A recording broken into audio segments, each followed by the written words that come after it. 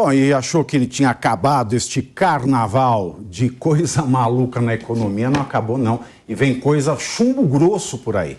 As agências reguladoras no Brasil têm sido alvo de inúmeros ataques. No primeiro dia do atual mandato, uma medida provisória desmembrou a Agência Nacional de Água e transferiu sua função de regular o saneamento básico ao Ministério das Cidades. Mas não para por aí, não. Porque uma emenda jabuti, a MP, esta MP, ela propõe retirar das 11 agências reguladoras brasileiras a autonomia, das 11 agências brasileiras a autonomia para regular e editar normas. Desta forma, as privando da fiscalização de contratos. Tudo seria, então, decidido por conselhos subordinados aos ministérios, que são, por suas vezes, administrados pelo governo. Na prática, isso quer dizer que os setores serão regulados por uma gestão isenta, pautada por critérios técnicos.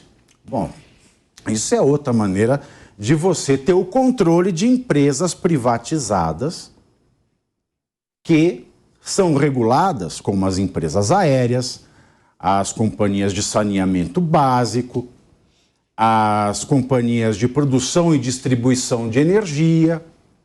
É uma forma de você andar atrás na privatização, o que é pior. É você, de certa forma, Ricardo, reestatizar sem comprar de volta do setor privado? Pavinato, eu acho que aí, além de tudo que você disse, tem um risco imenso de se criar uma cadeia de corrupção imensa.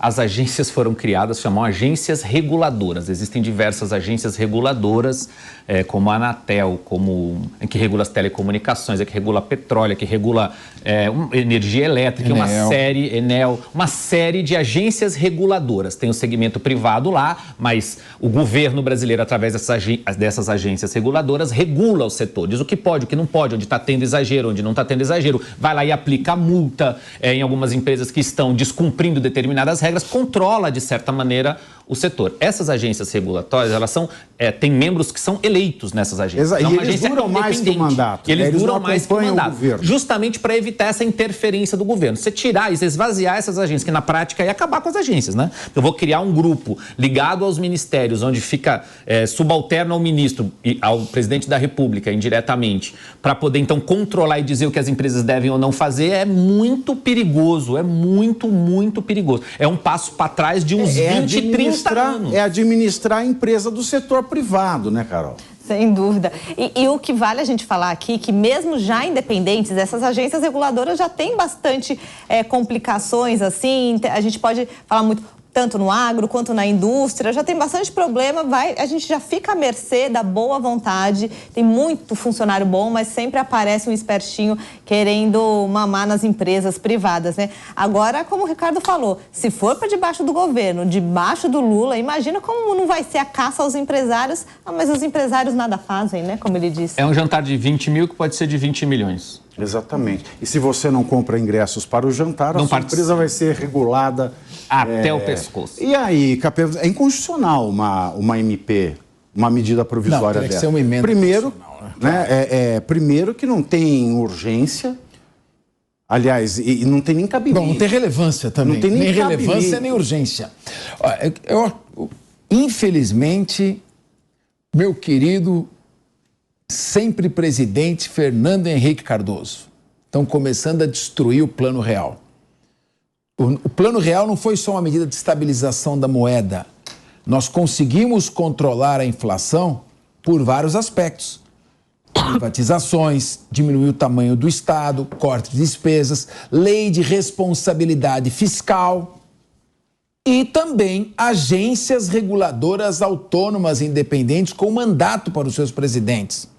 A função da agência reguladora, como o próprio nome diz, é regular, fiscalizar a prestação dos serviços públicos. Então, você tem a Anatel, a ANEEL, você tem várias agências reguladoras, Anvisa, de vários setores. E o que garante a sua eficiência, justamente a sua separação da política, do serviço público e de quem fiscaliza. Agora, você vai colocar a agência fiscalizadora na mão do órgão fiscalizado? Lamentavelmente, eu espero que seja mais um factoide. Eu não sei, eu estou começando a ficar com medo que o presidente Lula quer regular, quer administrar o país por um mandato só, prometendo uma série de coisas irrealizáveis e depois deixar a conta para os outros pagarem. Se nós não colocarmos o equilíbrio fiscal, a autonomia das agências reguladoras, do Banco Central e as privatizações, embora essa não fosse a pauta prioritária do governo, alguém vai pagar essa conta. E também tem essa, né, Deise? Porque além disso, além de esvaziar a agência reguladora, o governo federal ele já propôs, né, já fez lá os seus acordos com a cúpula do Senado para chegar num acordo sobre o projeto que altera a lei das estatais, né, que deve ser votado, retomado agora no mês de março. A aprovação do projeto no fim do ano passado gerou muita controvérsia. O texto ele diminuiu, preste atenção, de 3 anos para 30 dias, o intervalo para a indicação à presidência ou direção de empresas públicas de pessoas que têm atuado em decisões partidárias ou em algum trabalho ligado a campanhas eleitorais. Ou seja, antes eu tinha que fazer uma quarentena de 3 anos. Eu não posso estar ligado a partido político por 3 anos. Eu não posso ter tomado decisão que privilegia o não partido político por 3, agora é 30 dias. Ou seja, ó, desliga agora esse mês que o mês que vem você assume uma presidência de estatal. Depois dos impasses, a proposta parou no Senado e passadas as eleições internas que garantiram os mandatos de Lira e Pacheco, a discussão foi retomada. Não só o governo federal luta para acontecer a alteração na lei das estatais, mas o ex-ministro da Casa Civil, o Ciro Nogueira, quer aproveitar para chamar a atenção em um ponto da gestão petista. No caso, o uso dos bancos estatais e públicos para financiar ações fora do Brasil. Ciro defende um meio termo, no caso, um período de 12 meses de afastamento de funções partidárias até assumir um cargo estatal. Bom, é outra tragédia. Se você soma uma outra, o governo vai contratar estatais e privadas. Gente, olha como a gente vai tendo um padrão aqui, né? Desde que o governo assumiu, e são padrões que repetem a história passada, né? O Capês estava falando aqui da questão da autonomia das agências reguladoras, mas vocês percebem que aos poucos esse atual governo ele vai tentando tirar a autonomia de tudo. Então, por exemplo, a gente está vendo a ABIN sendo ligada à Casa Civil, agora as agências reguladoras, a mudança na lei das estatais, daqui a pouco vem aí, espere um pouquinho, mas vai vir o tema da regulamentação da mídia. Então, todo mundo que tem alguma autonomia ou isonomia, esse governo vai aos pouquinhos tirando.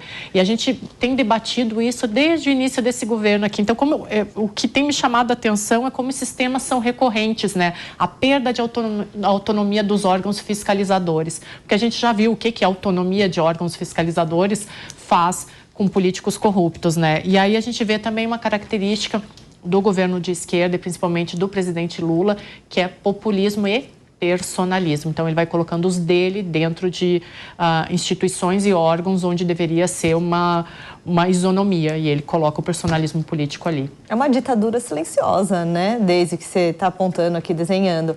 Eu concordo com a Deise, eu estou sentindo também os braços do governo, do executivo, indo se entrelaçando ali para ter o máximo de poder possível. E outro ponto importante, característico do governo petista, é que ele não gosta de ser controlado, de ser fiscalizado, de ter regras, metodologias, procedimentos. Isso é coisa de fresco da Faria Lima, de fresco de gente que gosta de regulação, né? E isso é o que vai tirar totalmente o nosso controle sobre a economia brasileira. Então, você desenhou aqui um cenário muito preocupante, que a gente falava, muita gente gritava, o governo anterior está brigando para acabar com a democracia no Brasil. Mas isso é da mesma forma, muito pior, é claro, eu não concordo, inclusive, com essa colocação anterior, mas isso é muito mais perigoso, que você vai emendrando ali dentro do dia a dia da gestão pública, né, Deise? Você sabe o que é triste, Carol?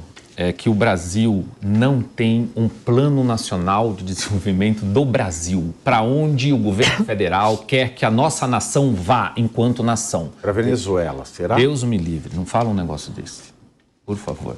É isso que o governo pode querer, mas não é isso que nós queremos. Nós queremos um plano para o país, para onde nosso Brasil vai.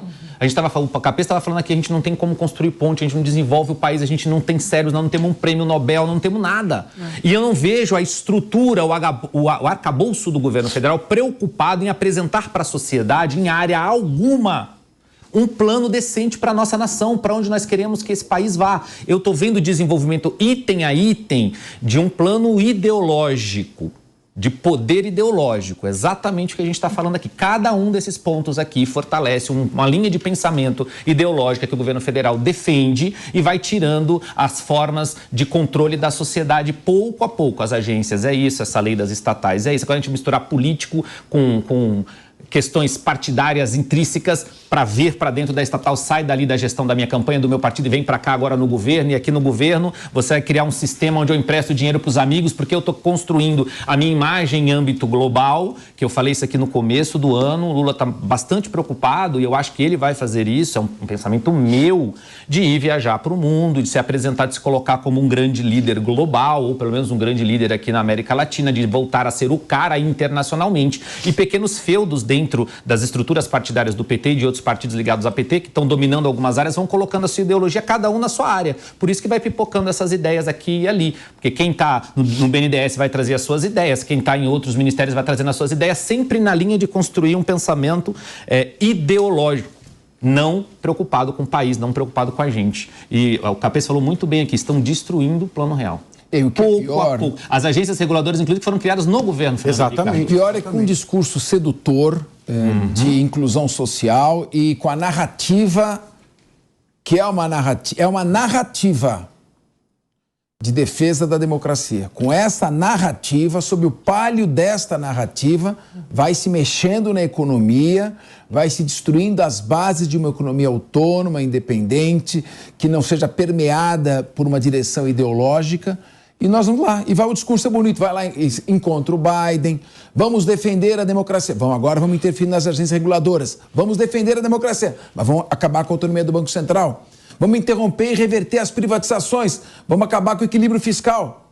Mas vamos continuar com a defesa da democracia. Então nós estamos focados na hipnose dessa narrativa e debaixo dela está sendo destruída a economia. É por isso que você vai ter que falar de brigadeiro na sala de aula. Claro. Você fala de brigadeiro, a arte de viver. Ofender o cristianismo. Olha, você vai falar de brigadeiro na aula lá e a arte de bem viver. Bom, a gente teve o marco do saneamento básico. Quem é que vai regular isso?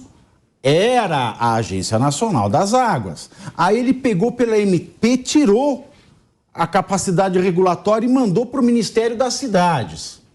Ou seja, de certa maneira, ele matou o novo marco regulatório do saneamento básico.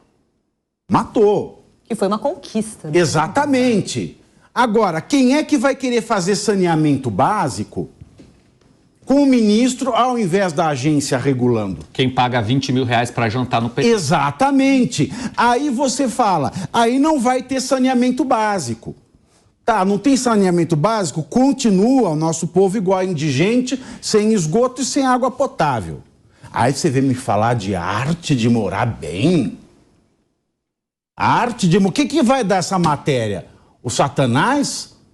Porque só no inferno você vai ter que saber como viver bem. Vocês já imaginaram você sem água e sem esgoto na sua casa? É isso aí. Mas isso pode esperar. Vamos debater a linguagem neutra primeiro, depois a gente debate essas coisas. Fazer um jantar. Deixa a sala de aula depois. Não é tão importante, a linguagem neutra é mais importante. Aí você vê, não tem o saneamento, Capês. Aí não tem saneamento, não vai ter obra. Aí, o que é não ter obra? Não tem oferta. Por uma demanda represada. Aí o que faz? A inflação sobe. Aí ele vai lá e reclama dos juros. Mas os juros, para baixar, precisa ter uma política econômica. Para onde o Brasil vai, como você falou? Ninguém apresentar nada em contrapartida, não vai. Aí fica reclamando. E esse primeiro mês de governo foi um desastre.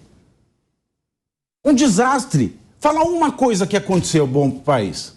Uma coisa de bom que aconteceu. Nem eles conseguem. Não, assim, com coração aberto. Não tem. Com coração aberto. Uma coisa de bom que aconteceu. Muito desencontro. Muita fala desencontrada. Um ministro pro povão, pro trabalhador que não tem dinheiro para ir no jantar. E o preocupante, Pavinato, é que o cenário que a gente está pintando aqui, que o governo está trazendo para a gente, é um cenário muito similar. Nicarágua, Cuba, que foram governos que, com o discurso da proteção da democracia, como o Capês bem colocou aqui, tiraram outros regimes do poder. No caso deles eram regimes ditatoriais de direita, no nosso caso não, mas no caso deles entraram falando em prol da democracia, do bem-estar do trabalhador, do mais pobre, e fizeram o que fizeram com a perseguição religiosa, que a gente está vendo também, e fizeram o que fizeram com os países. Agora, é esse caminho que a gente vai chegar?